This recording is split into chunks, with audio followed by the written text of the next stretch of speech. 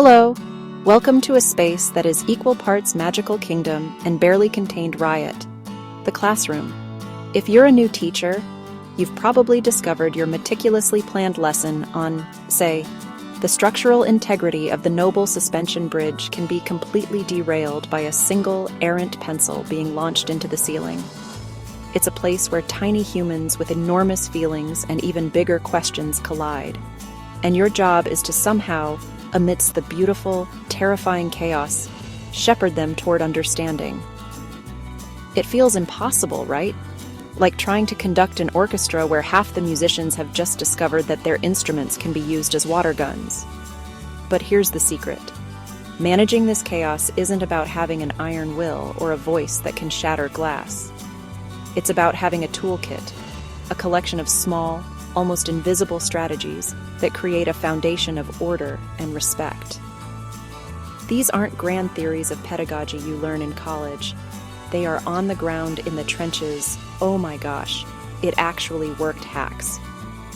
They are the little hinges that swing big doors, turning a room full of potential energy into a focused, collaborative community of learners. And let's be honest, they're also about saving your sanity. So today, we're going to dive into 10 of those hacks. These are the strategies that will help you spend less time managing behavior and more time igniting curiosity.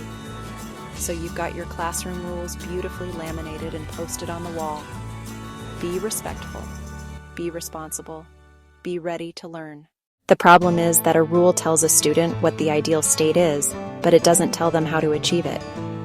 This is where routines come in.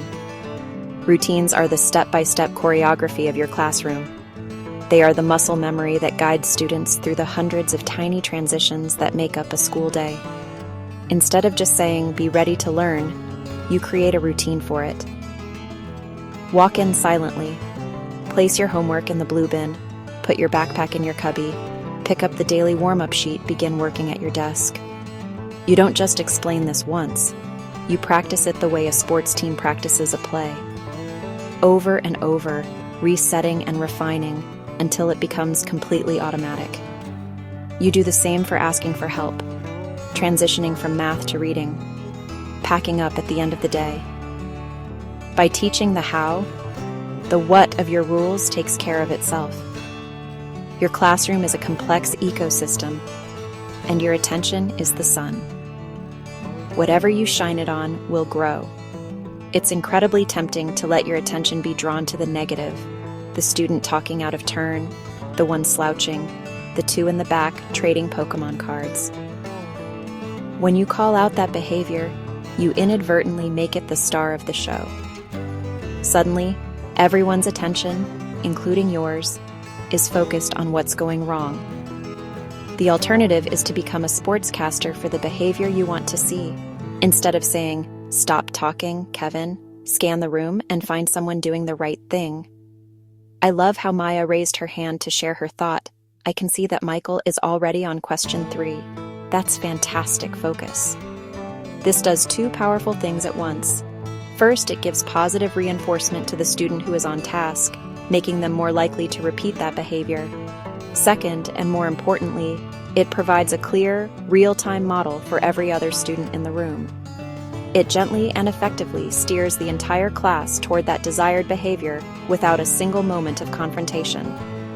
In the grand, overwhelming project of building relationships with 25 or 30 individual human beings, it's easy to think you need grand, time-consuming gestures.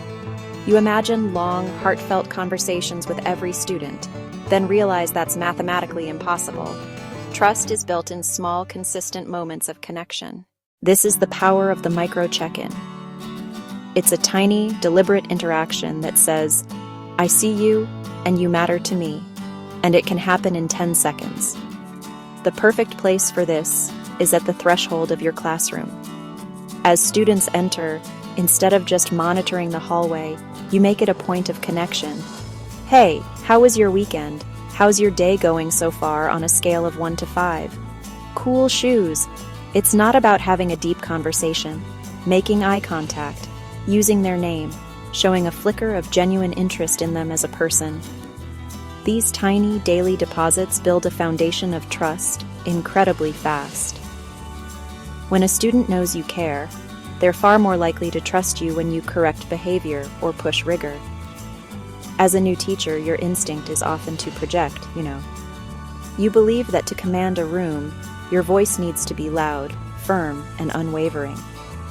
But using your voice at a constant volume is like painting with one color. Your voice isn't a hammer, it's a Swiss Army knife. Whisper, calm tone, firm voice. The key is vocal variety. A whisper can be far more powerful for regaining attention than a shout. Lower pitch and pace has a calming effect. Reserve your loud, firm teacher voice for rare moments, safety, or major infractions. By using it sparingly, you preserve its power. When you do use it, it lands immediately. We often design lessons for right answers, not thinking. Make your thinking visible. Narrate your internal monologue. Okay, I see the word total, so I might add, but I also see left, which suggests subtraction. Let me reread. You're modeling how to get stuck and then get unstuck. Now what is the seed of disruption? I'm done. Create a fast finishers menu. Engaging, meaningful choices, not busy work. Empower self-direction and turn early, finish into deeper engagement. Use proximity, move closer without calling them out. 9 times out of 10, the whispering stops. A lesson without a proper conclusion is like a story without an ending. Build the buffer. Use it to answer questions, quickly reteach, or run a check for understanding. This is not wasted time. It's your secret weapon. Data doesn't mean spreadsheets. Take the room's pulse.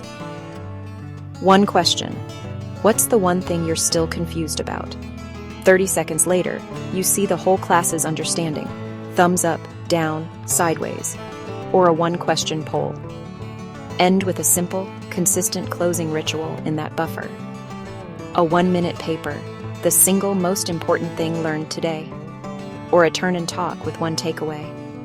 Or one reflection prompt. How did you challenge yourself today? What question do you have now that you didn't have an hour ago? This moment prompts retrieval and reflection and boosts recall. You end with calm, not a stampede. So there you have it, 10 small shifts with a huge impact. None are elaborate curriculum, expensive tech, or superhero cosplay. They're about being intentional and building small, consistent structures. Being new is overwhelming. Some days nothing works. That's not you failing, that's teaching. Collect tools, try them, tweak them. Build your craft slowly and surely. A routine clicks. A face lights up. Those are your markers. You're teaching human beings and building a community where they feel safe, seen, and challenged. Let these hacks make space for connection and discovery. Don't implement all at once. Pick one. Try it for a week. You've got this. Thanks for watching.